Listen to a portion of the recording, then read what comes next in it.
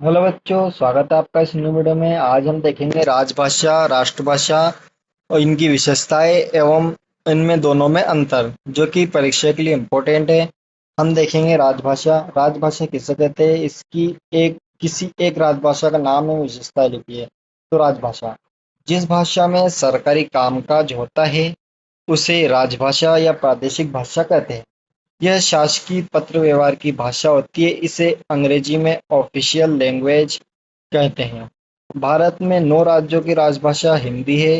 उत्तर प्रदेश, बिहार, मध्य प्रदेश, झारखंड, छत्तीसगढ़, राजस्थान, हरियाणा, हिमाचल प्रदेश और उत्तराखंड, ये जो 9 राज्य हैं, इनकी राजभाषा हिंदी है।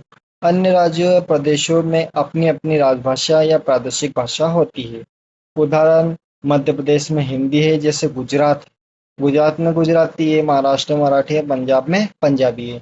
अलग अलग राज्यों की अलग अलग राजभाषा होती है। जो राजभाषा होती है वो राज्यों की होती है। राजभाषा की विशेषताएं। राजभाषा सरकारी कामकाज की भाषा होती है, जैसे कि प्रश्न में स्पष्ट हो चुका है कि राजभाषा जो है सरकारी कामकाज की भाषा होती है। क्षेत्रीय भाषा ही राजभाषा कहलाती है, जैसे महाराष्ट्र में मराठी बोली जाती है, उसी प्रकार महाराष्ट्र की राजभाषा मराठी हो गई। उसी प्रकार अंतर में स्पष्ट विशेषता में स्पष्ट है कि क्षेत्रीय भाषा ही राजभाषा होती है। प्रदेश में निर्णय पत्र, शिक्षा का माध्यम, रेडियो और दूरदर्शन में राजभाषा का प्रयोग होता है।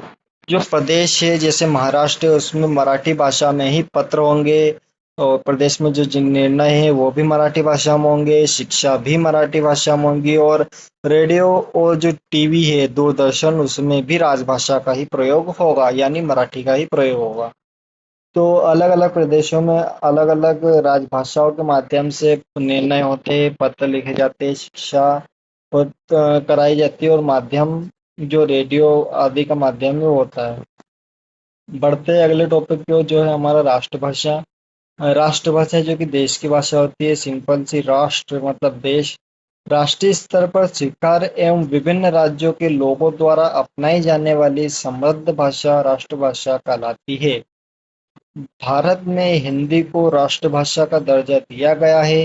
राष्ट्रभाषा राष्ट्र की संपर्क भाषा के रूप में स्वीकार होती है एवं राष्ट्र की संस्कृति, साहित्य और ऐतिहासिक तथ्यों का समावेश भी राष्ट्रभाषा में होता है। यानी जो राष्ट्रीय स्तर पर स्वीकार होती है वही भाषा राष्ट्रभाषा कहलाती है। जैसे हिंदी को राष्ट्रभाषा का दर्जा दिया गया है। हिंदी हमारे देश की राष्ट्रभाषा है नहीं, परंतु इसे दर्जा दिया गया है, क्योंकि हमारे देश में अनेक भाषा बोली जाती है, इसलिए किसी भाषा को राष्ट्रभाषा का दर्जा नहीं दिया जा सकता। क्योंकि हिंदी हमारे भारत में 9 राज्यों में यानी अधिक राज्यों में बोली जाती है, इसलिए इसे राष्ट्रभाषा का दर्जा दिया गया है।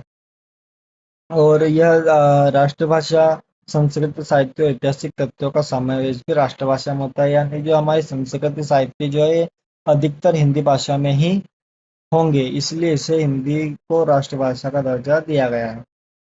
देखते हैं इसकी विशेषताएं।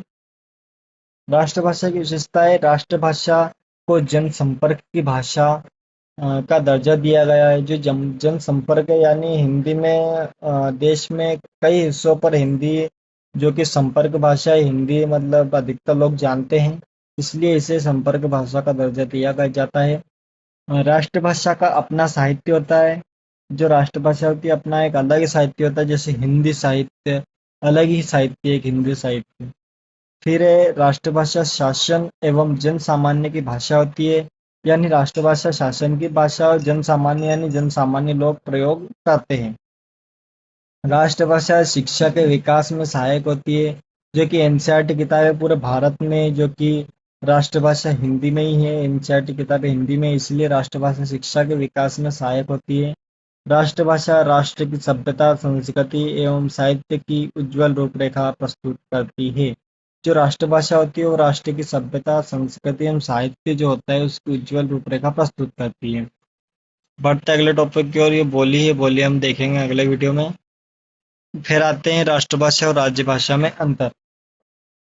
राष्ट्रभाषा स्वाभाविक रूप से सृजित शब्द है। इस प्रकार राष्ट्रभाषा जनता की भाषा है। और राजभाषा एक संवैधानिक शब्द है। इस प्रकार राजभाषा प्रशासन की भाषा है। यानी जो राष्ट्रभाषा है स्वाभाविक है, सृजित शब्द है, और जनता की भाषा है, अधिक जनता प्रयोग करती है। और राष्ट्रभाषा राजभाषा जो है वो एक संवैधानिक शब्द है। जैसे मध्य प्रदेश में जो राजभाषा है वो हिंदी है, यानी जो भी नोटिस वगैरह निकाले जाते हैं वो सब हिंदी भाषा में ही निकाले जाते हैं। राजभाषा स्वतंत्र अथवा मुक्त प्रकृति की होती है, जबकि राजभाषा नियमों से बंधी होती है। जो राष्ट्रभाषा होती है स्वतंत्र अथवा मुक्त प्रकृति की होती है, यानी राष्ट्रभाषा में मतलब लोग बोलते प्रयोग करते और कोई भी कार्य राष्ट्रभाषा में किया जा सकता है। और राजभाषा जो है नियमों से बंधी होती है। जैसे मध्य प्रदेश में हिंदी ही मान्य होगी। राज्य की जो राजभाषा है वो हिंदी है, तो मध्य प्रदेश में हिंदी में ही नोटिस निकाले जाएंगे, हिंदी में ही सब कुछ कार्य प्रशासन का संभव होगा, जो कि ये नियमों से बंधी होती है। राष्ट्रभाषा की शब्दावली विस्तृत होती है। राजभाषा एक विस्तृत शब्दावली की होती है, जबकि राजभाषा की शब्दावली संक्षिप्त सीमित होती है। सिंपल सा है कि जो राष्ट्रभाषा है वो पूरे देश में की दर्जा दिया गया है, तो उसकी शब्दावली विस्तृत होगी। और जो राजभाषा है वो सिर्फ एक प्रदेश की राजभाषा होती है या एक से अधिक की होती है, परंतु पूरे देश में नहीं होती, जिसे स्पष्ट होता है कि इसकी जो शब्दावली है वो संक्षिप्त होती है। राष्ट्रभाषा जनसंवाद की भाषा होती है, जबकि राजभाषा सरकारी कामकाज की भाषा होती है। यह भी सिंपल है कि जो राष्ट्रभाषा है वो जनसंवाद की भाषा है, और जो राजभाषा है वो सरकारी कामकाज की भाषा है, जो कि प्रश्न में हमें क्लियर दिखाई दिया है। मिलते हैं अगली वीडियो में एक न्यू टॉपिक के साथ।